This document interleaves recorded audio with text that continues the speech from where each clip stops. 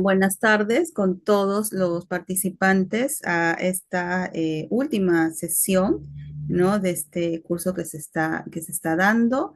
Tengo entendido que se llama Filosofía en Diálogo sobre la verdad y el bien. Y pues me pidieron que me encargara de esta última sesión a propósito de plantear algunos temas relacionados con la ética, ¿no? Con la ética y que bueno, también guardan relación, guardan algún vínculo con lo que se refiere a la verdad y el bien de una u otra forma, ¿no? Entonces, me gusta mucho el título en realidad que le han puesto, ¿no? A este curso, a esta suerte de taller, en tanto se utiliza esta palabra del diálogo, ¿no? Porque refiere a esta necesidad también que nosotros tenemos como sociedad de eso, ¿no? De dialogar y el diálogo, pues, si recordamos cosas mínimas de lo que esto significa, es la escucha entre pues dos o más personas, ¿no? La interacción, ¿no? La escucha de ideas implica practicar pues la tolerancia, el respeto, ideas o principios que hacen falta tanto en una sociedad como la nuestra, que tiene que ver también con el cuidado y de hecho también con el buen vivir, ¿no? Con lo que se denomina buen vivir. Entonces, esto de diálogo implica, como les decía, escuchar, intercambiar ideas, ¿no? Practicar el respeto, la tolerancia, ¿no? En una sociedad tan diversa como es la nuestra, en donde se pueden ofrecer diferentes tipos de pensamiento, de hecho, ¿no? Y la filosofía justamente apuesta por eso. Considero que, en todo caso, que una de las herramientas principales podría ser, ¿no? Una de las herramientas cruciales, ¿no? Que tiene la filosofía como tal para poder realizar esta actividad filosófica es el dialogar, ¿no? Hablemos de ese diálogo como mayéutico, ¿no? Que tiene que ver con la posibilidad de también, pues, ¿no? Expresar, manifestar, ¿no? Ideas propias, desarrollar un pensamiento autónomo, en el que no necesariamente solo nos tengamos que dirigir por lo que la mayoría dice, por lo que la mayoría piensa, ¿no? Sino justamente eso, ¿no? Desarrollar un pensamiento autónomo, crítico y a la vez creativo, ¿no? Porque el hecho de actuar, basarte en tus propias ideas implica que que crees esas ideas, ese pensamiento, ¿no? Y ahí está también el aspecto crítico de cualquier pensamiento crítico, perdón, el aspecto creativo de cualquier pensamiento crítico que me parece es algo fundamental dentro, pues, ¿no? Dentro de la filosofía, ¿cierto? Ahora, ¿a qué nos referimos en esta última parte con la ética? Y antes de ello, me gustaría en todo caso hacer, ¿no? Algunas aclaraciones, ¿no? En cuanto a la ética y a la moral, porque muchas veces se identifican como iguales y no necesariamente es así, aunque sí tienen una relación, guardan una relación. Y parto esta sesión ya empezando, a ver, voy a tratar de compartir pantalla, sí, ¿dónde voy? Allá, ya me ubiqué. Entonces voy a compartir pantalla para ir siguiendo un orden, ¿no? De acuerdo a lo que yo les quiero presentar. Entonces me voy por acá, ahí está, ¿no? Y parto de una pregunta, justamente en nuestro país, ¿no? Porque cuando hablamos de filosofía, sabemos, por ejemplo, que se van reduciendo espacios, ¿no? Que se van reduciendo espacios para la filosofía, justamente en nuestro país. Y eso se ve reflejado en primera instancia en el hecho de que la filosofía ya no está presente, por ejemplo, en los colegios, ¿no? Que ya hace bastantes años no la han retirado.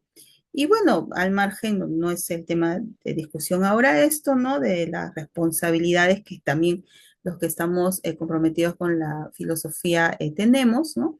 De qué hemos hecho, qué no hemos hecho, qué hemos hecho bien, mal, ¿no? Para que sea retirada, pero en conclusión vemos o lo podemos identificar, ¿no? Como que se ven reducidos los espacios para hacer filosofía desde, ¿no? Que se quita o se retira, ¿no? La filosofía de los colegios, También en las universidades, ¿no? De una u otra manera, también los cursos que tengan que ver con la filosofía se van viendo afectados, ¿no? Cada vez son menos, ¿no? Y siempre salta a relucir el prejuicio en cuanto a la filosofía de que no es útil, ¿no? O sea, no es muy práctica, no es muy útil, entonces, ¿para qué? Lo cual también, de hecho, se puede discutir, ¿no? O sea, porque las cosas siempre tienen que tener una utilidad, ¿no? Para que sean valiosas o preciadas, ¿no? Y aunque no es motivo tampoco de discusión, ¿no? Esta sesión acerca de lo que podemos entender por utilidad en la filosofía, porque de hecho sí la tiene también, ¿no? Pero es como que un primer prejuicio, ¿no? Ah, no es útil, no es importante. Si yo tengo que prescindir de filósofos o de científicos, de hecho me quedo con, elijo pues ¿no? Quedarme con los científicos. ¿Por qué? Porque me ofrecen respuestas, porque me ofrecen soluciones. En cambio, la filosofía no, ¿no? La imagen, ¿no? También un tanto prejuiciosa que tenemos de filósofo es, bueno, no sabemos exactamente para qué sirve, ¿no? La filosofía o para qué, cuál es el trabajo, ¿no? Que va a realizar un filósofo, ¿no? Sin embargo, decía esto porque una de sus disciplinas, podríamos decirlo así, ¿no? Que es la ética, sí es mucho más valorada dentro del espacio público, dentro de la sociedad, por decirlo así. ¿No? O sea, la ética, o sea, siempre ahí si ponemos atención, si le damos importancia a ese término, ¿no? Por todo lo que esto significa, ¿no? Por ejemplo, incluso dentro del Congreso, ¿no? Recuerdo que hay una comisión de ética, pues, ¿no? Algo así se llama, no recuerdo el nombre exacto, pero tiene o guarda relación con la palabra ética. Y en ese sentido, pues, ¿no? Notamos que se le da la importancia porque desde esa comisión se supone, se juzga, ¿no? Las acciones que vayan acorde a las normas, a principios, a la moral, en este caso de los congresistas, ¿no? Entonces, siempre en las instituciones, ¿no? Públicas, incluso también en la universidad, de hecho, ¿no? Hay esta suerte de comisiones éticas, ¿no? Que tienen que ver como que la vigilancia, ¿no? Que la vigilancia del comportamiento de aquellos miembros que forman parte de dicha institución y de hecho también comunidad, ¿no? Y ahí notamos, por eso les decía que a la ética sí le vamos a dar un tanto de importancia porque me importa la ética del otro, me importa cómo se conduce el otro en la sociedad, ¿no? Porque su conducta me va a afectar a mí, ¿no? Entonces, de esa manera, a la ética que se desprende de la filosofía, le damos, pues, ¿no? Sí le vamos a dar una cierta importancia. Y me gustaría partir en un país como el nuestro, que sabemos que pasamos por uno de los problemas más agudos, ¿no? En los últimos tiempos, que es este tema de la corrupción, nos hacemos la pregunta en todo caso, ¿no? ¿Es posible el liderazgo ético en el Perú? ¿No? O sea, ¿es posible ser líder en el tema de ética en el Perú cuando nos agobia tanto el problema de la corrupción y sobre todo, considero, la impunidad, ¿no? Porque se actúa, ¿no? De forma corrupta, principalmente vemos eso en los políticos, y muchas veces esto pasa, sucede y no hay ninguna sanción de por medio. Entonces ya nosotros de una u otra manera como que normalizamos esa corrupción que puede ser en micro, puede ser en macro. O sea, me refiero hasta de pagar el chofer, pues, ¿no? De un automóvil o de un transporte público que paga, pues, 20 soles para que el policía no le ponga la multa, o, ¿no? Desde esa micro corrupción hasta la macro, que hablamos ya de cantidades de dinero mucho más altos, ¿no? En que funcionarios públicos se ven favorecidos, ¿no? Entonces, y la impunidad, les decía, ¿no? Que muchas veces esto pasa, sucede y no hay ningún tipo de sanción de por medio. Entonces, así, frente a esa impunidad, ¿no? Que se da en nuestro país, es posible, ¿no? Nos preguntamos, en todo caso, a manera de entrar a la reflexión en esta sesión, si es posible el liderazgo ético en el Perú, ¿no? Si será posible o no, ¿verdad? Entonces ya cada uno pues estará sacando sus conclusiones, si realmente es posible, y ahí es cuando me interesaría entrar en esto, ¿no? En una suerte de explicación en todo caso acerca de las diferencias que podemos nosotros encontrar, que podemos hallar entre la ética y la moral, ¿no? Entonces, algunas aclaraciones, como les iba diciendo, ¿no? En cuanto a la ética, nociones de ética. Según Aristóteles, ¿no? Acá me permito seguir algunas teorías, por decirlo así, la ética significa manera de ser o carácter. Vale decir que uno no nace con una manera de ser o la ética, ¿no? En este caso, sino que uno la va adquiriendo. Por eso que se entiende que esta ética puede ser una segunda casa, por eso lo de segunda, o naturaleza, pero que se va adquiriendo. Y de esta forma las personas, ¿no? Pueden moldear su modo de ser, su manera de ser, ¿no? Pueden ir adquiriendo un etos mediante o a través de hábitos, ¿no? De costumbres, ¿no es cierto? Es decir, soy mentiroso, imagínense, ¿no? Soy una persona mentirosa, deshonesta, pero yo no he nacido, ¿no? Con esta característica y también, por tanto, la puedo modificar, la puedo cambiar de tal forma que decida que quiero cambiar y tome como hábito decir siempre la verdad, ¿no? Entonces lo tomo como hábito todos los días, como que es una práctica continua hasta que ya tomo, pues, ¿no? La costumbre como tal y me vuelvo una persona no mentirosa, ¿no? Y más bien honesta. O la puntualidad, ¿no? A veces uno es impuntual, llega tarde a todos lados y ya, pues, ¿no? ¿Qué hago para remediar aquello? En tanto tomo la decisión de hacerlo, lo remedio, pues, no levantándome más temprano en las mañanas o alistándome, ¿no? Con mayor tiempo, si sé que me demoro media hora, pues me tomo pues 40, 50 minutos, ¿no? O sea, me anticipo, entonces ya lo tomo como una costumbre, como un hábito, ¿no? Y ya pues me convierto o adquiero el modo de ser puntual, ¿no? O sea, todo es cuestión de hábitos, ¿no? Todo lo voy cambiando mediante los hábitos.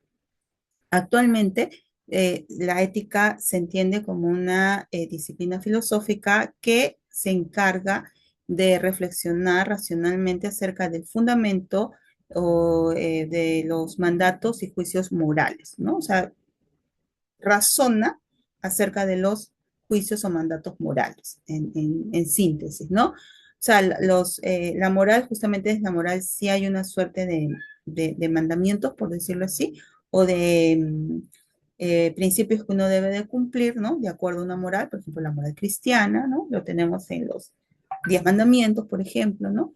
Para los que son cristianos o católicos. Entonces, la ética se encargaría de encontrar los fundamentos racionales de aquello, ¿no? Porque finalmente el ser humano se supone, ¿no? No actúa por actuar, sino que tiene que tener una explicación dada de lo que hace y la ética como que se encarga de esa reflexión racional de esto, ¿no? Entonces podríamos decir que el objeto de estudio de la ética viene siendo la moral, ¿no? La moral.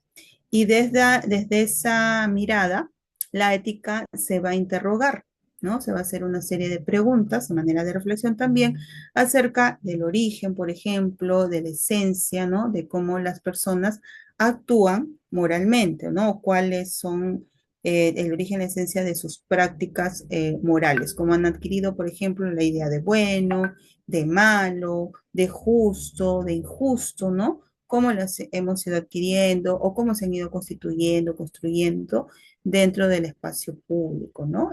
Dentro de la sociedad, ¿no? Y en ese sentido, la ética tiende a cierta universalidad de conceptos y principios que me van a servir para analizar dicha moral o prácticas morales de los seres humanos, ¿no? Y para ello, dentro del campo de la ética, se desarrollan una serie de teorías que son esos, ¿no? Que sirven de fundamentos para esta moral, ¿no?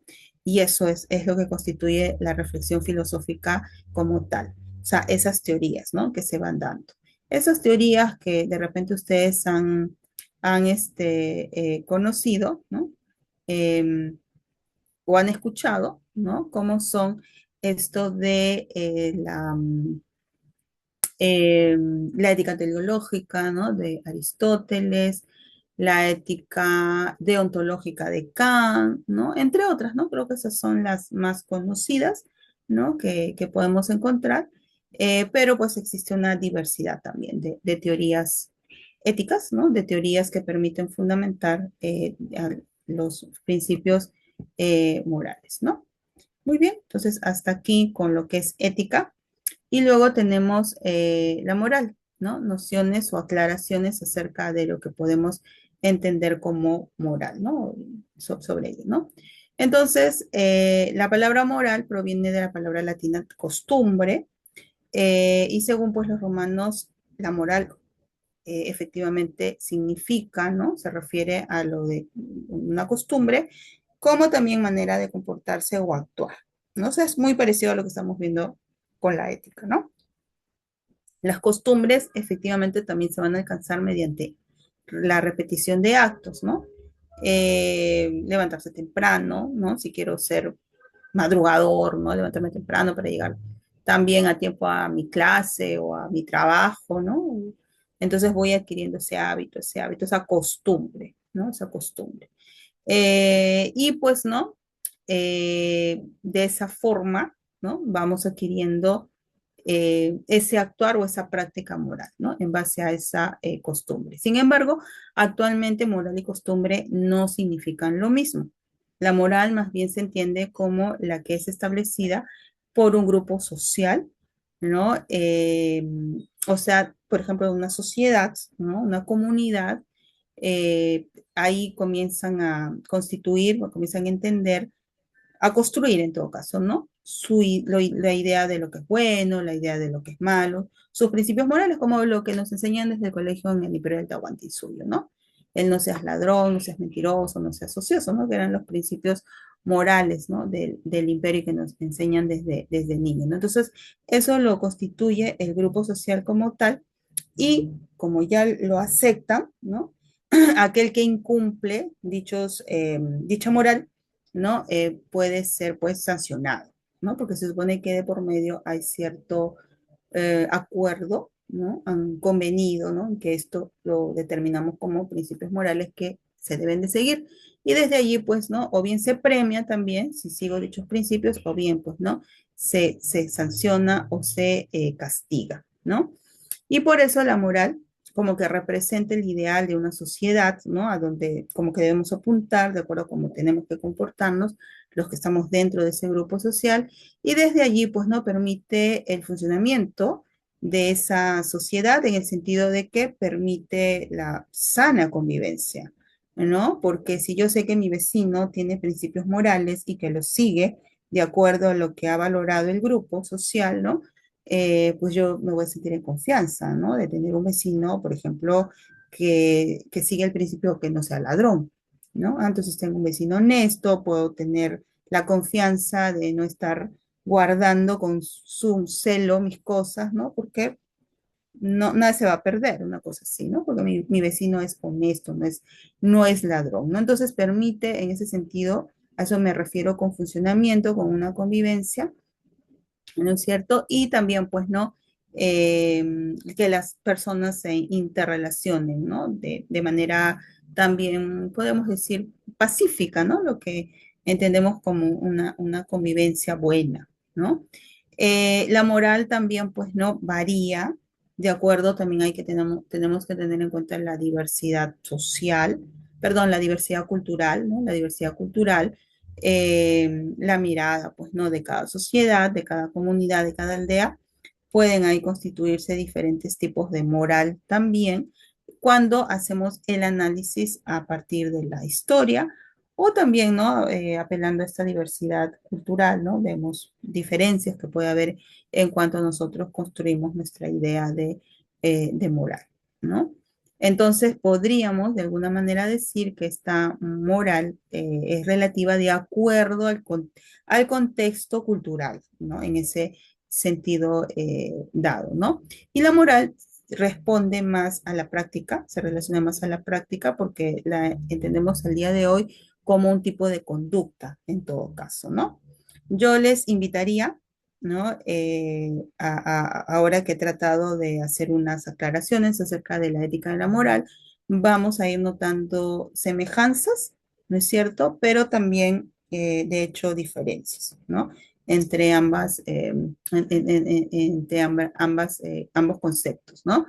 Y podríamos incluso eso confrontar, ¿no? Con qué idea nosotros tenemos de ética, qué idea nosotros teníamos de moral, si coincide con lo que se puede explicar acá, o incluso, ¿no? Ahora que está tan de moda la inteligencia artificial, podemos preguntarle, ¿no? A la inteligencia artificial a ver qué, a partir de los datos que ya tiene, ¿no? ¿Qué nos da? ¿Qué idea nos da? Si coincide también con lo que hemos podido entender en esta primera parte, si estoy de acuerdo, ¿no? Con lo que se va discutiendo, ¿no? O no, ¿no? Para ir también sirve serviría este ejercicio a manera de aclaración, ¿no? De aclaración y también de discusión. Entonces, en síntesis, estamos teniendo que la moral es la costumbre, el comportamiento, lo ideal para una sociedad, lo que busca, ¿no? Lograr.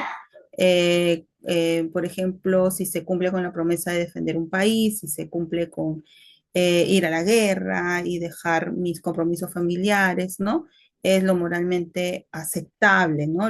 ¿Por qué? Porque estamos como anteponiendo como el deber, ¿no? El deber que tengo que cumplir, ¿cierto?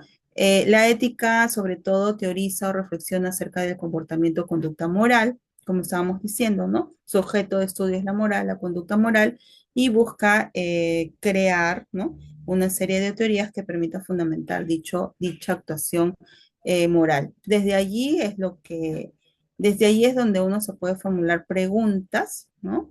Como por ejemplo, ¿es más importante el bien común o el bien privado? ¿Por qué? ¿Es más importante cumplir con la ley o sigo el instinto moral cristiano? ¿Por qué? ¿No? Bueno, lo he puesto como manera de ejemplo para nosotros notar que desde la ética es la que se hace la reflexión acerca de la conducta moral y en función o en tanto hay la necesidad de responder dichas preguntas, es que se van formulando, creando teorías éticas. Hay que aclarar que el filósofo dedicado a la ética no es quien te va a decir cómo actuar, no te va a decir haz esto, haz lo otro, ¿no? En cambio, el moralista sí, ¿no es cierto? Él sí te dice haz esto, haz lo otro, por ejemplo, un sacerdote que tiene su moral muy en claro, de acuerdo a sus creencias también, ¿no? Tiene una moral ya establecida y él sí tiene claro haz esto, haz lo otro, o sea, te manda, ¿no? Son mandatos. En cambio, desde la filosofía no, más bien te ayuda a esclarecer cuáles son los fundamentos o las razones de tu actuar moral, ¿no? Pero finalmente uno es el que decide, ¿no? O sea, la ética se vincula, de hecho, también con la libertad de alguna manera, ¿no? O sea, porque siempre está esa decisión final del ser humano de cuál va a ser su actuar, ¿no? Moral. Y de acuerdo a eso, pues, su sustento ético, ¿no? Entonces, como vemos, la ética es una reflexión sobre el fenómeno moral, se pregunta por la validez de los comportamientos, ¿no? Del ser humano, de las conductas, compara conductas, busca el fundamento que las va a guiar y va a instaurar o establecer diferentes teorías, ¿no? Que permitan justamente explicar la conducta moral de las personas, ¿no? De la gente. En cambio, la moral sí te da pautas de acción, sí te va a indicar qué hacer, qué decir, no, perdón, qué hacer, ¿no? ¿Qué hacer? Eh, la ética más bien va a reflexionar sobre las razones de esas pautas morales, ¿no? De esas pautas morales que se pueden dar, ¿no? Que se te pueden ofrecer. Sin embargo, ética y moral se complementan, ¿no? ¿Por qué? Porque la moral es la que genera los problemas éticos. La moral es la que genera, o desde allí, ¿no? Se pueden formular las diferentes preguntas éticas, ¿no? Y la ética, como vemos, clarifica, ¿no? Esclarece, ¿no? Las conductas morales, ¿no? Y allí podemos centrarnos también en esta parte en cuanto a los dilemas éticos, porque podemos tener en claro que está bien, que está mal, ¿no? Como dentro de un grupo social, dentro de la sociedad peruana, por ejemplo, ¿no? Tenemos en claro que está bien, que está mal, por ejemplo, robar está mal, mentir está mal, ¿no? Pero el dilema ético es cuando yo me encuentro en una situación en donde no es tan sencillo de pronto seguir una moral, seguir lo que yo supongo o lo que se ha validado como bueno, ¿no? Porque me veo en circunstancias que me ofrecen conflictos, ¿no? Podemos citar varios casos, por ejemplo, Sartre en el existencialismo es un humanismo pone un ejemplo, algo así como, imagínense el soldado que tiene que ir a luchar por su país, ¿no? Tiene que ir a luchar por su país, pero de pronto su madre está enferma, ¿no?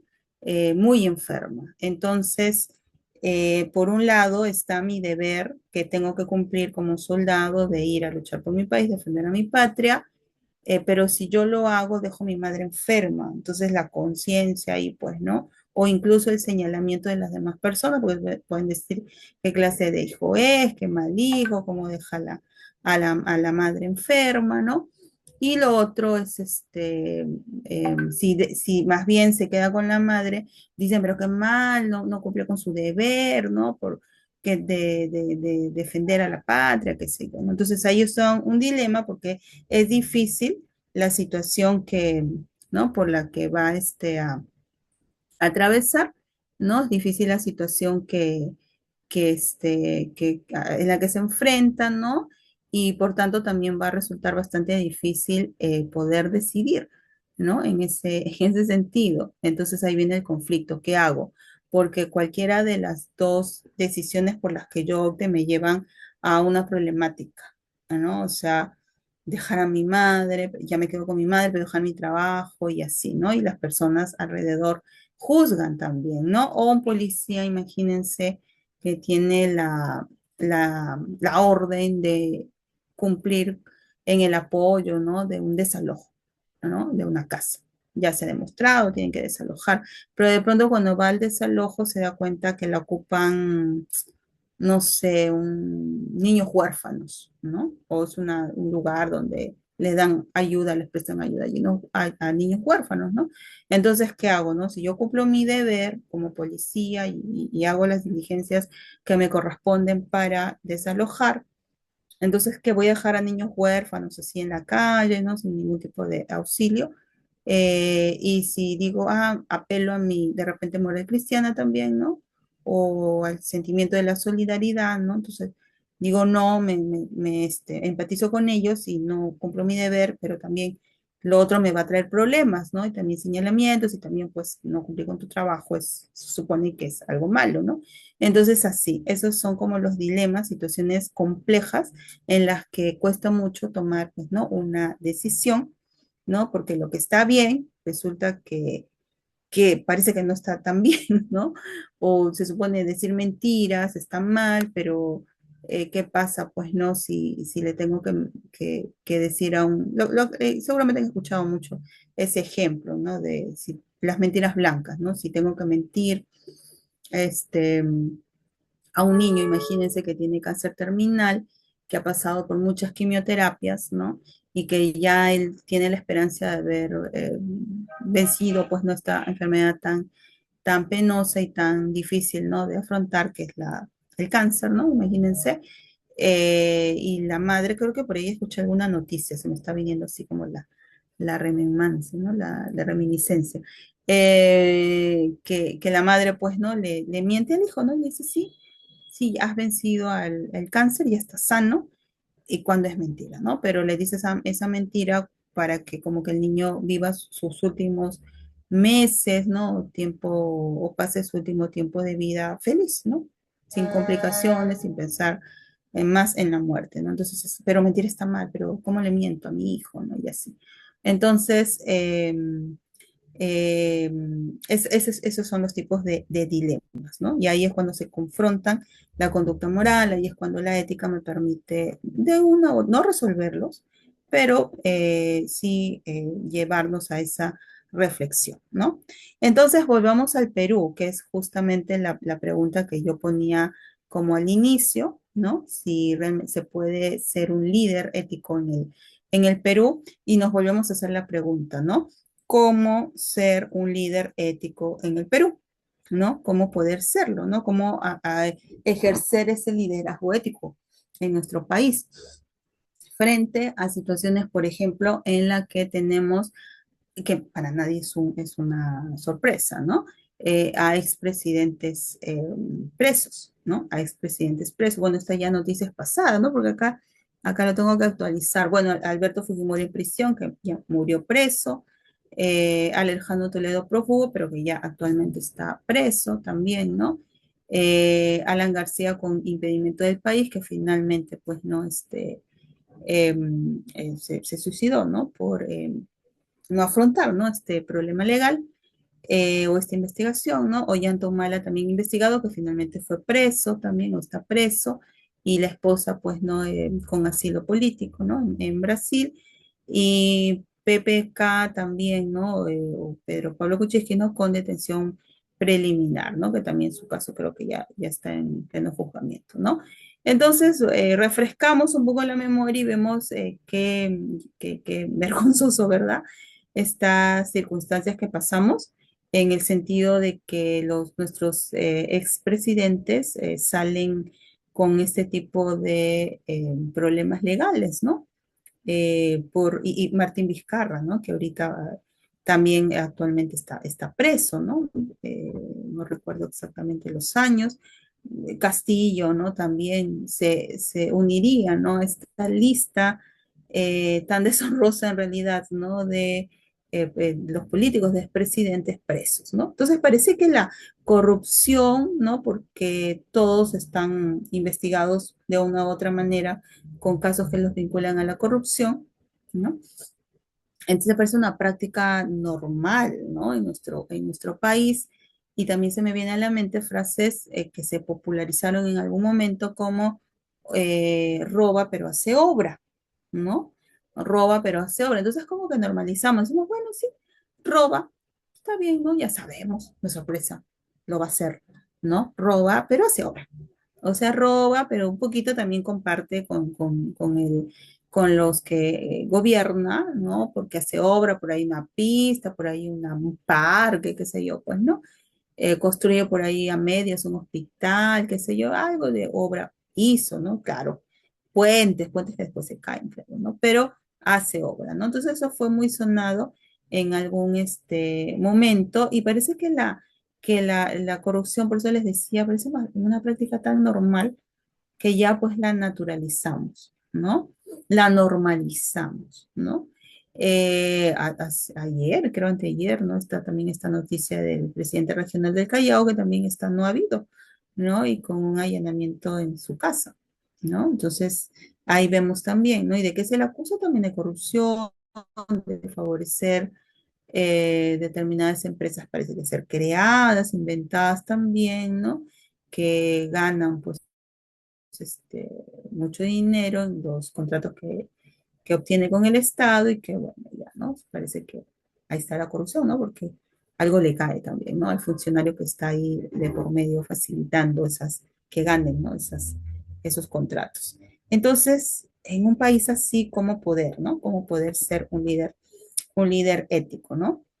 Entonces, tenemos, pues, ¿no? El caso Odebrecht, que es finalmente donde todos estos expresidentes se han visto bastante comprometidos por lo que hemos, ¿no? Notado las consecuencias legales de esto, ¿no? Y también por acá tenemos algunas declaraciones, por ejemplo, 24.000 millones perdidos en corrupción, ¿no? O sea, sin dinero, que muy bien se podrían, pues, invertir, ¿no? En obras públicas en nuestro país, pero que sencillamente se ven perdidas, ¿no? Ya hemos pasado por el COVID-19, ahí es cuando, pues, también se dieron casos de corrupción con lo de la vacuna, con comprar instrumentos, ¿no? Para mascarillas, qué sé yo, ¿no? Las vacunas mismas, ¿no? O medicamentos que en una primera instancia se creyeron, ¿no? Que eran efectivos para tratar esta enfermedad y que vemos se han sobrevalorado, por decirlo de alguna manera, ¿no? y mucho no hemos aprendido, ¿no? Porque 24 millones perdidos que bien se han podido aplicar en obras públicas, pero que no se han dado y que ahora que se está hablando de una nueva variante de esta, de una, ¿no? De la influencia, ¿no? De influenza, perdón, la gripe, pues nos va a agarrar igual de desprotegidos en el sentido que no ha mejorado para nada, ¿no? El sistema de salud en nuestro país, ¿no? Entonces, frente a los casos de corrupción e impunidad que tenemos, desde la filosofía por lo menos, consideramos que es necesaria una reflexión ética y analizar en todo caso las condiciones, ¿no? Porque no se trata de ponernos moralistas, de dar mandatos, tienes que ser honesto, no a la corrupción, de cartelitos, o sea, no basta eso en todo caso, ¿no? Con ese tipo de campañas que de hecho son necesarias, pero no es suficiente, sino que desde la filosofía consideramos que es más bien necesario analizar las condiciones que nos han llevado a esta situación, a esto, ¿no? A expresidentes presos, huidos, ¿no? A que normalicemos la corrupción al punto en el cual nosotros estamos, ¿no? Y bueno, con respecto a la importancia de ejercer este liderazgo ético del que estamos hablando, ¿no?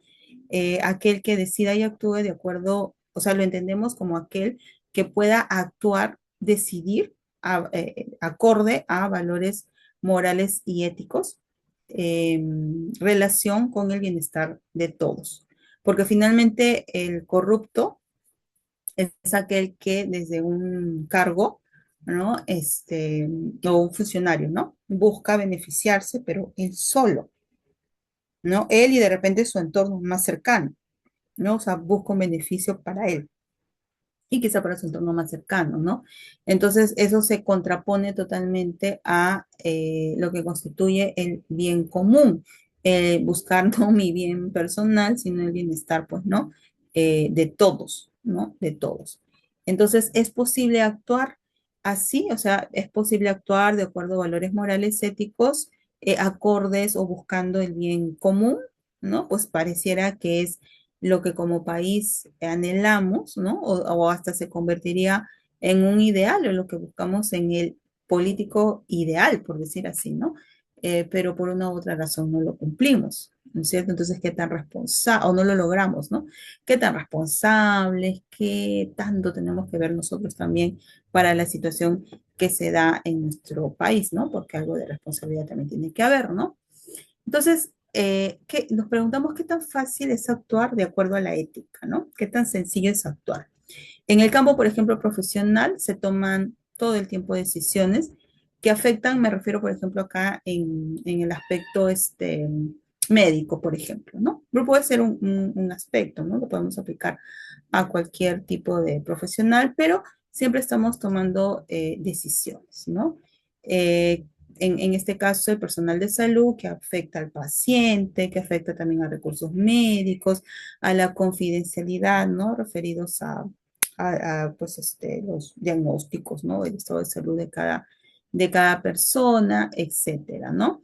Y lo podemos aplicar como les decía, a cualquier otro tipo de profesión también, ¿no? Que siempre estamos nosotros decidiendo o tomando decisiones que afectan, ¿no? Al otro, ¿no es cierto? El administrador que también, o el economista, ¿no? Que decide sobre los recursos, de presupuesto, ¿no?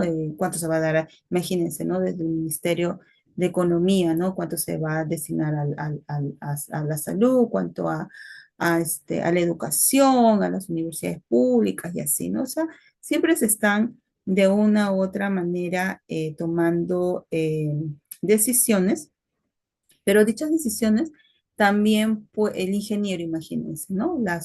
La obra, lo que vaya a construir, ¿no? O el proyecto que vaya a llevar a una comunidad, qué sé yo, ¿no? Siempre está ahí tomando decisiones y también habría que tener consideración en cuanto a estas decisiones, cómo afectan a los demás, ¿no es cierto? Cómo afectan a los demás, ¿no? En qué situaciones nosotros nos encontramos para ir, pues, ¿no? Notando que no somos solos en el mundo, ¿no? Sino que nuestras decisiones afectan también la vida, ¿no? del otro, ¿no? Y seguimos aquí con más casos, bueno, acá hay algunos videos y si se puede después revisar, ¿no? Que hablan, perdón, acerca de esta macro corrupción y micro corrupción, en el sentido que yo estoy resaltando antes de cuánto nosotros tenemos que analizar, ¿no? De cómo estamos en esa situación de corrupción en nuestro país, ¿no? Me refiero a los altos índices de corrupción que hay, qué tanto tenemos que ver nosotros y nuestras decisiones, ¿no? Que tanto también afectan, ¿no? A que se haya dado esta situación. Porque yo estoy hablando de los profesionales, pero también el ciudadano en su vida diaria, ¿no? Ya fuera de ese ámbito laboral o profesional, también tomamos siempre decisiones que pueden de una u otra manera afectar al otro, ¿no?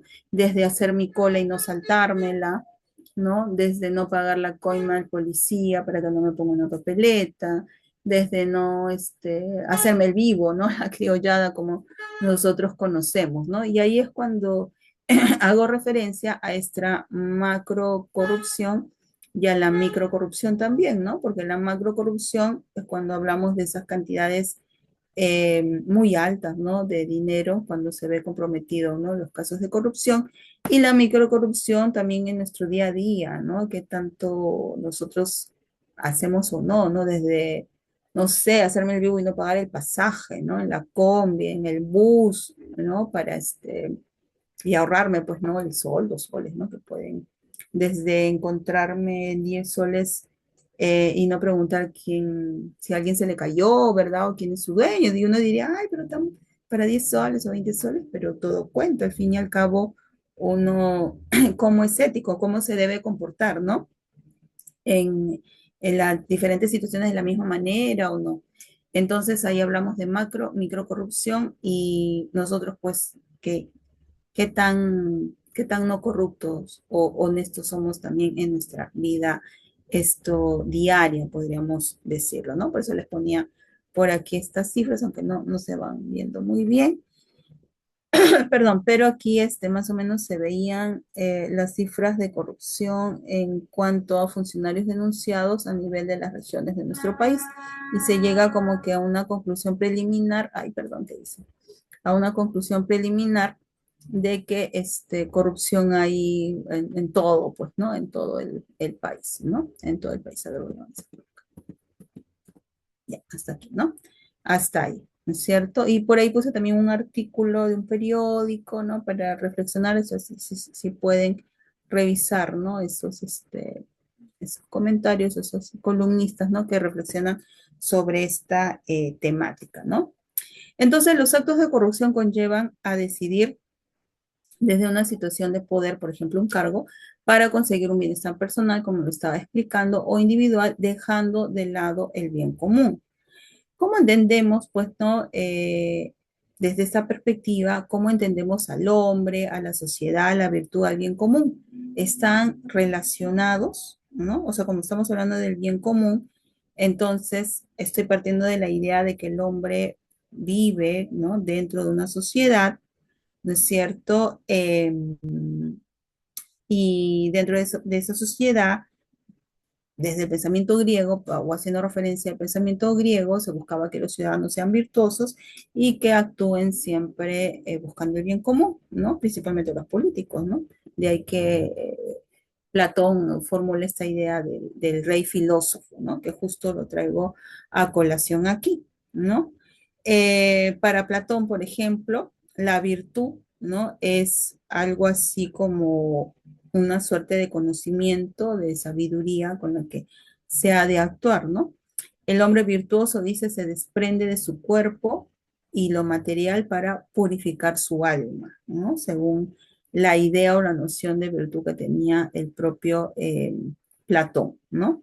Y la justicia, que desarrolla ese tema, en todo caso, en la República, si mal no recuerdo, en el séptimo capítulo, o en el séptimo libro, perdón, si mal no recuerdo, que habla sobre la justicia, que lo entiende como la armonía, es la armonía, dice, el acuerdo de las tres partes del alma cuando cada parte hace lo propio conforme a la naturaleza. ¿A qué nos referimos con esto? Ahí podemos traer a colación un mito que se sabe que Platón utiliza los mitos de manera pedagógica, lo podríamos decir, ¿no? Un tanto para explicar su pensamiento, su postura, ¿no? Y el mito del carro alado, se me viene a la mente ahorita, ¿no? Cuando habla acerca, imagínense ustedes, un coche, de esos coches antiguos, ¿no? O sea, que funcionan a caballo, ¿no? Y que es manejado por un cochero o áuriga, le denomina así, o le llama así Platón, ¿verdad? Entonces, el cochero, pues, ¿no? Es el que dirige, ¿no? Y los caballos tienen que obedecer.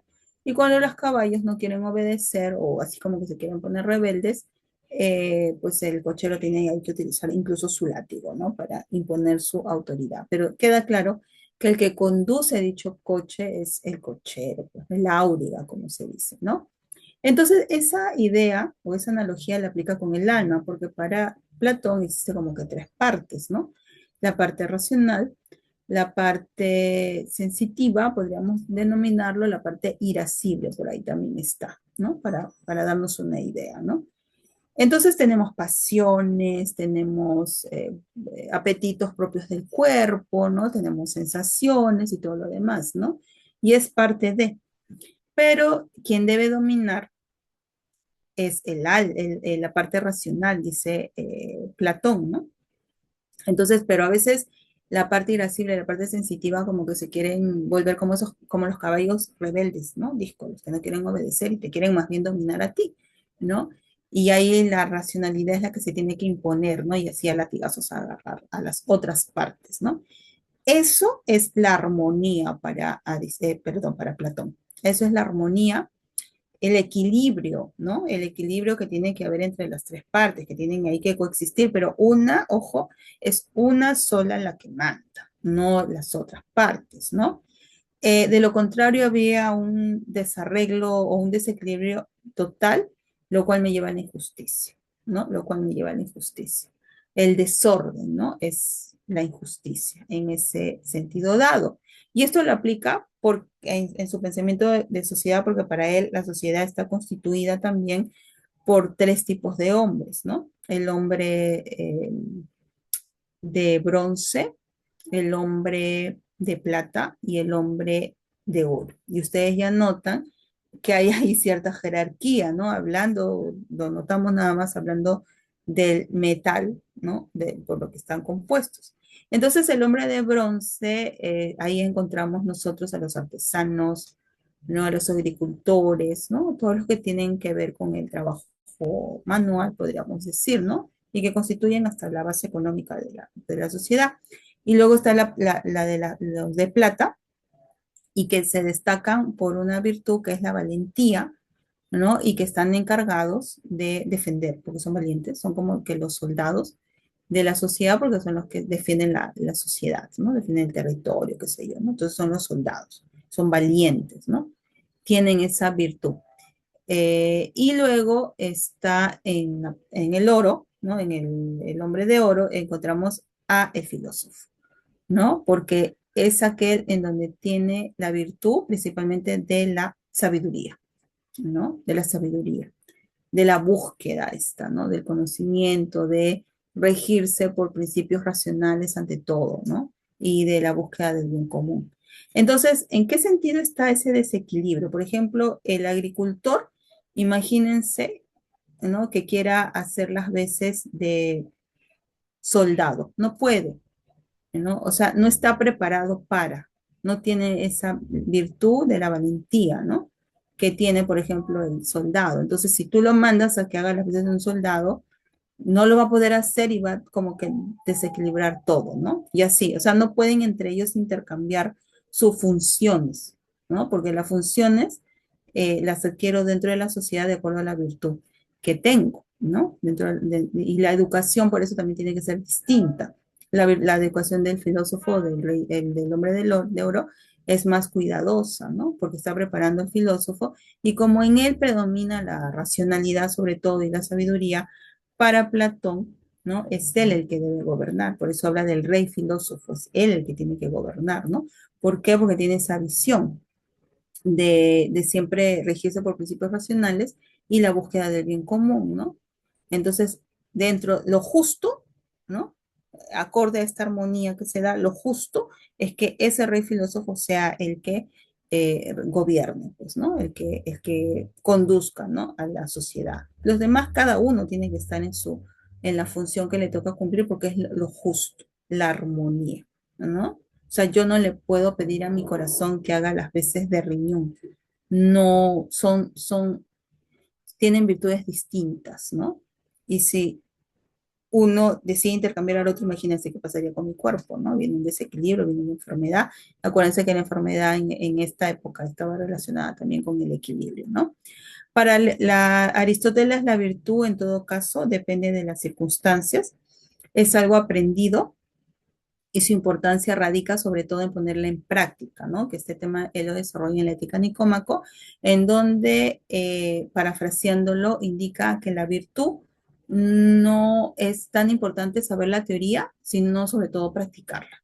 Porque de qué me vale saber, pues, ¿no? Qué es definirla o tener una definición correcta de ella, si yo no sé, pues, ¿no? Cómo aplicarla, ¿no? Y ahí viene el gran problema, ¿no? Entonces, lo más importante es ponerla en práctica, ¿no? Y depende de las circunstancias, porque para él, no sé si acá lo habré puesto, no, pero para él tiene que ver con el término medio, ¿no? Porque dice, nosotros siempre nos vamos a encontrar en diferentes circunstancias, nadie es adivino, ¿no? En la vida cotidiana, en el día a día nos vamos a presentar a diferentes circunstancias y lo que él enfatiza es que en esas diferentes circunstancias hay que elegir bien, porque se nos presentan excesos o defectos. Y el exceso y el defecto para Aristóteles destruyen, ¿no? O sea, se destruyen o bien por exceso o bien por defecto. Entonces lo ideal es el término medio. O sea, si lo llevamos eso a la comida, por ejemplo, o a la forma de alimentarnos, ¿no? Si yo me alimento demasiado en exceso, voy a engordar, eso me va a traer problemas de salud, etcétera. Entonces, destruir. Y si me voy al extremo de alimentarme o comer poco, demasiado, ¿no? Poco, esto también destruye, ¿no? Por defecto, ¿no? Porque también me va a llevar a problemas de salud. Entonces, lo ideal es comer de manera adecuada, el término medio, ¿no? La prudencia, la virtud de la prudencia va de la mano ahí, con esto de elegir constantemente el término medio, ¿no? Ahora, así como hay virtudes, también hay lo contrario, ¿no? Vicios. Y ojo que sobre los vicios, ¿no? Por llamarlos así, no hay términos medios, ¿no? Por ejemplo, no hay término medio de robar o de decir mentiras, ¿no? Ahí me acuerdo un ejemplo que dice, no hay término medio sobre el adulterio, o sea, ser adúltero está mal, o sea, no se tiene que hacer eso. Pero no se trata de decir soy más o menos adúltero, ¿no? El que es menos es mejor que el que es más, no, o sea, ser adúltero, ser ladrón, eso es algo inaceptable, ¿no es cierto? Pero sobre otras circunstancias o refiriéndose a otro tipo de actos, ¿no? Sí se puede limitar el término medio, ¿no? Por ejemplo, gastar dinero, ¿no? No se puede gastar mucho, se puede gastar poco, o sea, no puedo ser así pues manirroto, ni tampoco tacaño, ¿no? Sino gastar el dinero de forma adecuada, de acuerdo a las circunstancias, de forma moderada, ¿no? Entonces él ahí va dando varios ejemplos en ética Nicómaco, justamente para hacer notar la importancia de que la ética, perdón, la virtud, se tiene que poner en práctica sobre todo, ¿no? Y luego de presentar a estos clásicos, por decirlo así, ¿no? Hablando de cómo ellos, porque Platón, cuando escribe la República, la escribe desde la visión en que él se siente un poco decepcionado también de la política. Venía, de hecho, de familia de políticos y él en algún momento habría querido incursionar en la política como con esta idea de hacer un bien, ¿no? A su comunidad, ¿no? A su sociedad. Pero luego de lo que vive o pasa con el juicio de Sócrates, un poco que dice, la corrupción pues ha llegado a tal nivel, ¿no? Que origina o causa que una persona buena, justa, sea condenado a beber la cicuta, ¿no? Y cómo es eso posible en todo caso, ¿no? Eso se escandaliza, se horroriza de hecho y queda un poco eh, decepcionado, por decir, ¿no? De la política. Sin embargo, él en la República, en lo que acababa de hacer de referencia esta obra, es como un proyecto, ¿no? Un proyecto que él escribe de cómo debería ser una república para que no pase cosas como que la que pasaron con Sócrates, ¿no? Entonces, por eso lo que él propone es esta idea de justicia basada en esta armonía, de acuerdo a funciones propias que cada uno debe cumplir, y pues, ¿no? En esta república ideal, ¿no? En este proyecto que él pone, el que debe gobernar es Sócrates, pues, ¿no? En todo caso, el rey filósofo, ¿no? El filósofo es el que debe de gobernar y así, ¿no? Se va a conducir adecuadamente una sociedad y pues no va primar el bien común, ¿no? O sea, lo tiene que dirigir un ciudadano virtuoso, ¿no? No un vicioso, al contrario, ¿no? Sino un ciudadano virtuoso, ¿no? Entonces ya vemos los griegos cómo le van dando importancia a la idea de bien común y de virtud sobre todo, ¿no?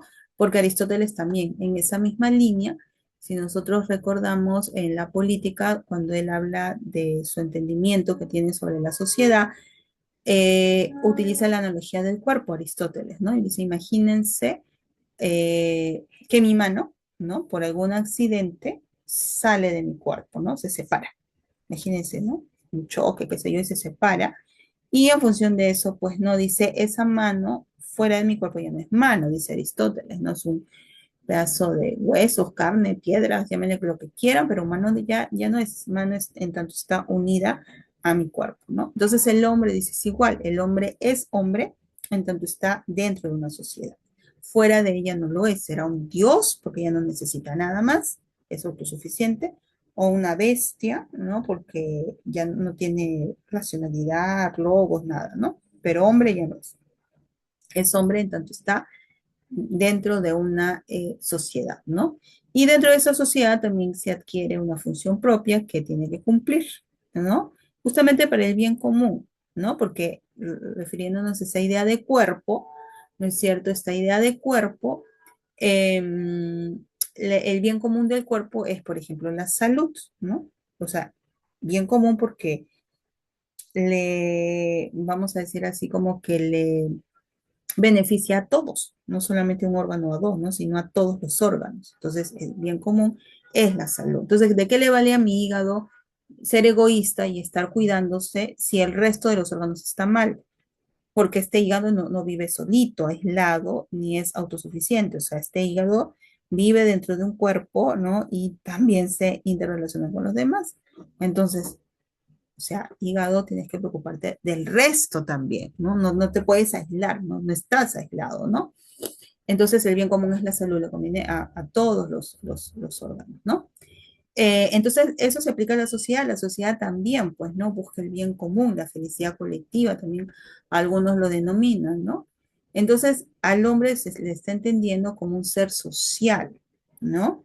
Como alguien que no está aislado ni tampoco es autosuficiente, necesita de los demás. De hecho, él explica así, ¿no? El hombre es un ser social, lo afirma, por eso que el hombre se une de manera natural a la mujer, tienen hijos, forman la familia, que es como que la unidad mínima, ¿no? De la sociedad, porque luego otras familias se juntan, forman aldeas, y luego se juntan y forman comunidades, y luego se juntan y ya forman como algo más grande, ¿no? La sociedad, qué sé yo, ¿no? O sea, algo más, ya más amplio, ¿no? Pero están entendiendo a la sociedad como un cuerpo, ¿no? Y el cuerpo se enferma, de hecho, también, ¿no? El cuerpo se enferma y cuando uno se enferma hay que poner remedios, ¿no? Y hay que buscar sobre todo el bien común. El problema es que en el cuerpo, si asumimos, ¿no? La sociedad como cuerpo, también hay jerarquías, donde se asume o se presume de que la cabeza, ¿no? Es la parte más importante porque es la que dirige al resto del cuerpo. O sea, a mí me pueden quitar el dedo meñique de la mano y del pie y mi cuerpo sigue funcionando. Como quítame la cabeza y no, ¿verdad? O sea, es importante la que dirige, ¿verdad? Entonces se asumen jerarquías, de hecho, ¿no? Y generalmente asumimos también que el que gobierna, ¿no? Es la cabeza, ¿no? Hay por ahí esa frase, ¿no? Cabeza de familia, ¿no? Que dirige, ¿no es cierto? El gobernante, ¿no? Ahora, el problema es de que cuando subimos jerarquías, le damos atención solo a una parte del cuerpo y no a todo. Porque digo, ah, no, esta parte es más importante, ¿no? Y el resto no tan importante, no le presto atención. Y ahí vienen los conflictos, ahí vienen, pues, ¿no? El hecho de considerar menos a otras partes o refiriéndonos a la sociedad, ¿no? Ciudadanos de más categoría, menos categoría, qué sé yo, ¿no? Eso lo estoy llevando, o estoy haciendo mención para ya ubicarnos dentro del republicanismo, ¿no? O sea, el republicanismo como tal eh, es como que los fundamentos o argumentos filosófico-políticos desde el cual se puede sostener una forma de gobierno que es la república. Y dentro del republicanismo encontramos influencias de clásicos como son Aristóteles. ¿Por qué? Porque dentro del republicanismo se entiende a la sociedad como un cuerpo. Está presente ahí este organicismo, ¿no? Porque todo está interrelacionado, ¿no? En el cuerpo todo está interrelacionado. eh, Va a haber esa importancia también por la búsqueda del bien común, ¿no? De algo que beneficie a todos. Y de hecho también se va a prestar mucha importancia a la virtud, ¿no? Entonces, porque dentro del republicanismo, lo que se tiene que buscar es que aquellos que gobiernen sean los ciudadanos, pero ¿qué tipo de ciudadanos? Virtuosos. Ya los viciosos más bien hay que ahí aislarlos o poner remedios también, ¿no? Por ejemplo, si son, porque el vicioso es el que tiende a la corrupción, entonces hay que sancionar, hay que, pues, ¿no? Poner normas más duras, qué sé yo, para que esa enfermedad se propague, pues, ¿no? Y más bien prime lo que constituye eh, relacionado a la virtud, ¿no? Para lograr ese bien común.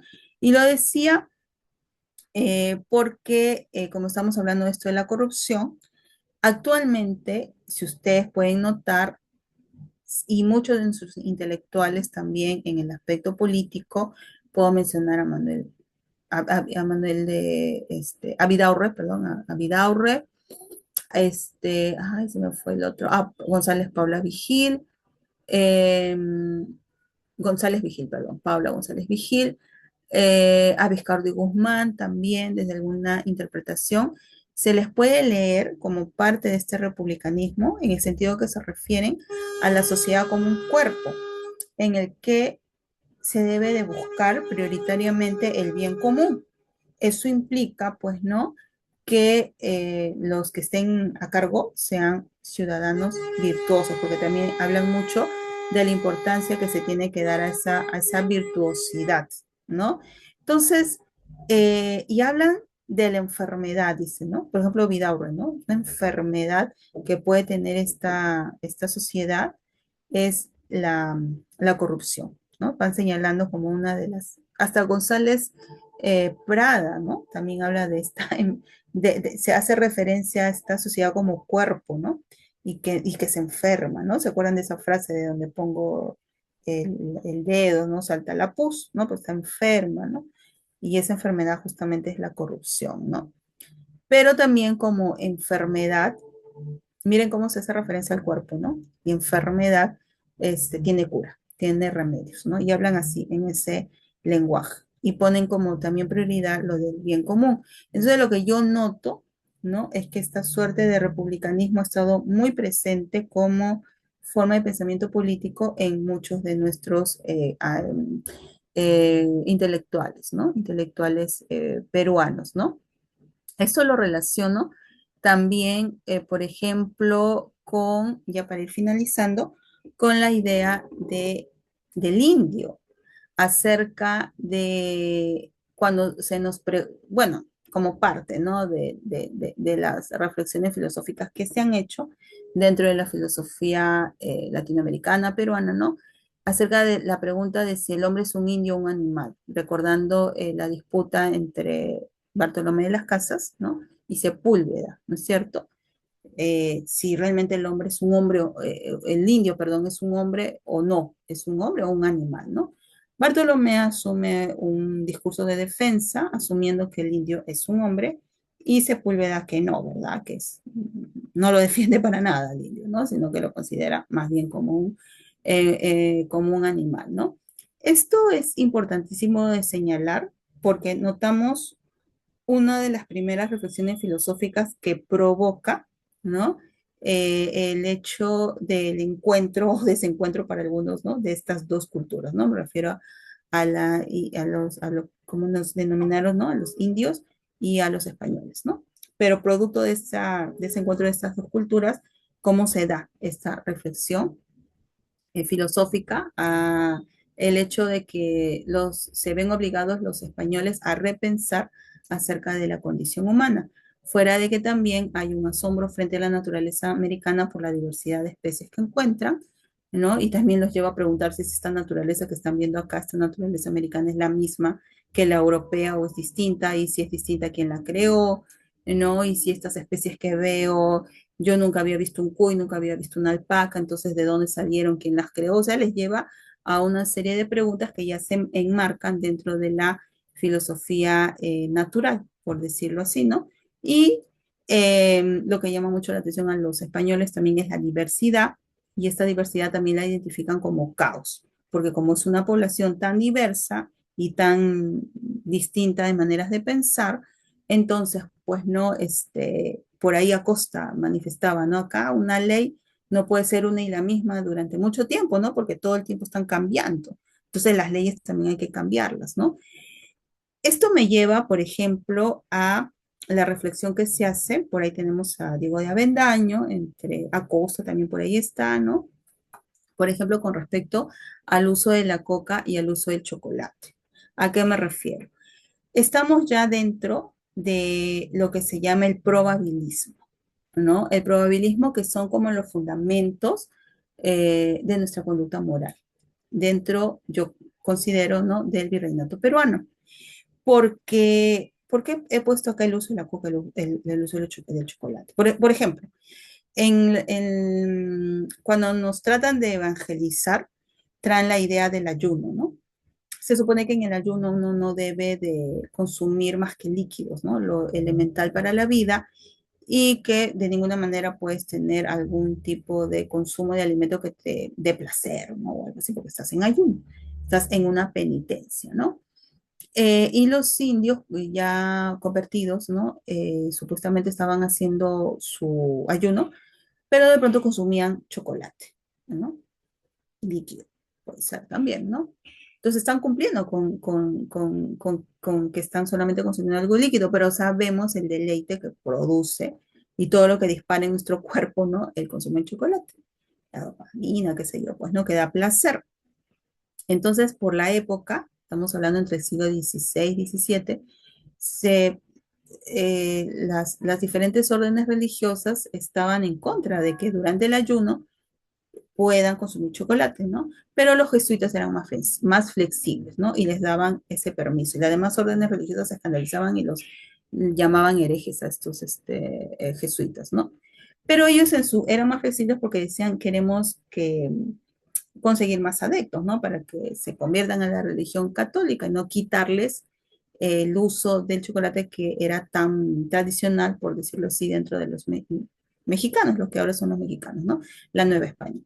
Entonces, ¿les prohibimos o no les prohibimos el uso de chocolate? ¿No? Entonces, unas veces sí, otras veces no, pero que si sí, si les prohíbo, ya no voy a conseguir que se conviertan, y si no les prohíbo, o sea, me lleva a diferentes situaciones, entonces tenemos que decidir de acuerdo a las circunstancias, porque el probabilismo también guarda relación con Aristóteles, porque hay que decidir de acuerdo a las circunstancias, ¿no? Entonces el chocolate, bueno, hay que dejarlos, que lo consuman. No, pero provoca un deleite, pero que es afín a que se puedan convertir al cristianismo. Entonces, que consuman chocolate, no hay problema. El uso de la coca. El uso de la coca también, ¿no? A veces sí, a veces no. Puede ser a veces beneficioso, a veces no beneficioso desde la mirada de los españoles. ¿Por qué? Porque si digo, no, se prohíbe la coca, pero, o sea, ¿por qué? Porque la coca también la usan para sus ritos, para sus eh, costumbres religiosas, qué sé yo, por todo lo que significa la coca dentro de la tradición indígena, ¿no? pero también me sirve para que chachen y durante horas, pues, no puedan trabajar en las minas. Entonces, por ahí que sí me convence, me conviene, ¿no? Y además, si también les prohíbo a los indios que consuman la coca, entonces también se van a alejar más bien, ¿no? Del dogma cristiano. Entonces, les permito o no les permito. Entonces, a veces sí, a veces no. Y llegan a la conclusión de que, bueno, sí, siempre y cuando no la usen, pues, ¿no? Para sus ritos religiosos, qué sé yo, pues, ¿no?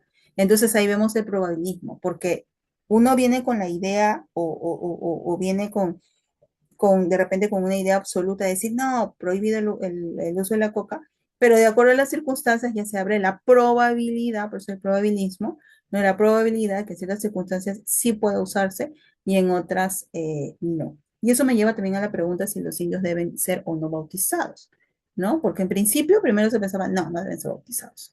Después, pero ¿cómo los convierto al cristianismo, no? Entonces, si son bautizados, tengo que asumir que son seres racionales y que son hombres y que son hijos de Dios también, ¿no?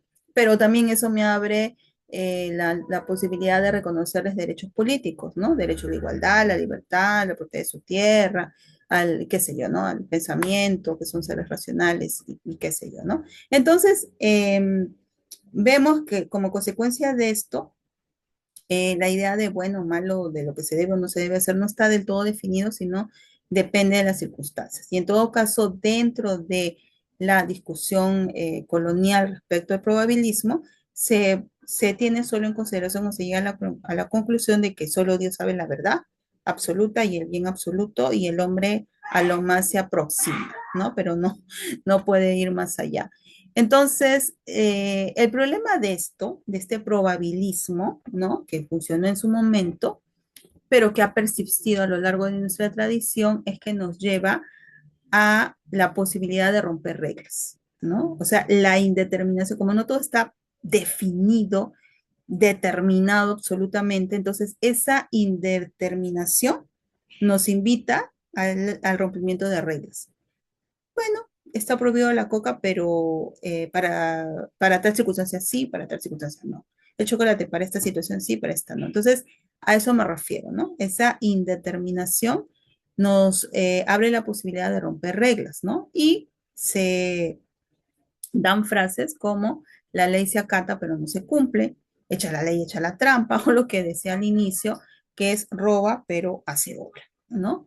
Entonces, la visión del peruano es como la de un niño inmaduro, carente de autonomía, por lo cual siempre necesitará una guía que le diga qué debe de hacer, ¿no? O necesita siempre ese caudillo. O sea, me estoy refiriendo a esto analizando nuestra tradición, desde el hecho de que nos consideraban como seres no racionales y por tanto que siempre necesitamos de un tutor, ¿no? Por eso durante mucho tiempo al hombre americano, al criollo, ¿no? No se le daban cargos, no se le asumía, ¿no? Como un ser en su totalidad, y al indio mucho menos, ¿no? Porque siempre necesitaba de la guía del otro, porque era un ser defectuoso o un ser eh, que tenía la racionalidad, pero no en toda su extensión, por decirlo así, ¿no?